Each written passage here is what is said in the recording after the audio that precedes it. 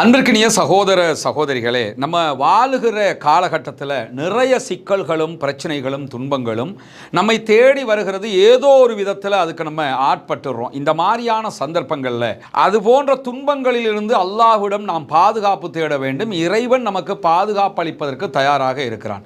சாத் இப்னு அபீ வக்காஸ் ரலியல்லாஹு அன்ஹு அவர்கள், நபிகள் நாயகம் ஸல்லல்லாஹு அலைஹி வஸல்லம் அவர்கள் ஒரு 5 விவகாரங்களை கொண்டு அல்லாஹ்விடம் அடிக்கடி பாதுகாப்பு தேடுவார்கள் என்று சொல்லி தன்னுடைய பிள்ளைகளுக்கும் இந்த 5 விவகாரங்களில் நீங்களும் பாதுகாப்பு தேடுங்கள் என்று கற்றுக் கொடுக்கிறார்கள்.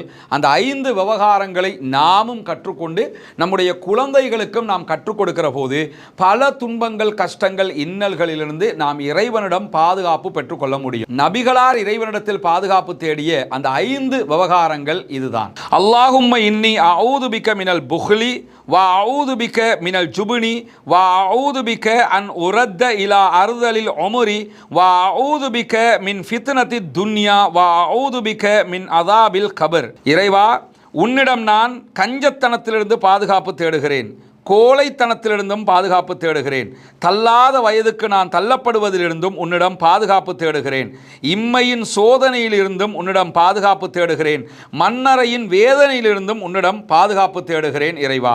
சஹீஹுல் புகாரில் இடம்பெற்றிருக்கக்கூடிய இந்த நபிமொழியில ரசூலுல்லாஹி ஸல்லல்லாஹு அலைஹி வஸல்லம் அவர்கள் பாதுகாப்பு தேடிய இந்த 5 விவகாரங்களிலிருந்து நாமும் இறைவனிடத்தில் பாதுகாப்பு தேட வேண்டும். இந்த துஆவையும் மரணமிட்டுக் கொள்ளுங்கள், வாழ்க்கையில் நடைமுறைக்கு கொண்டு வாருங்கள்.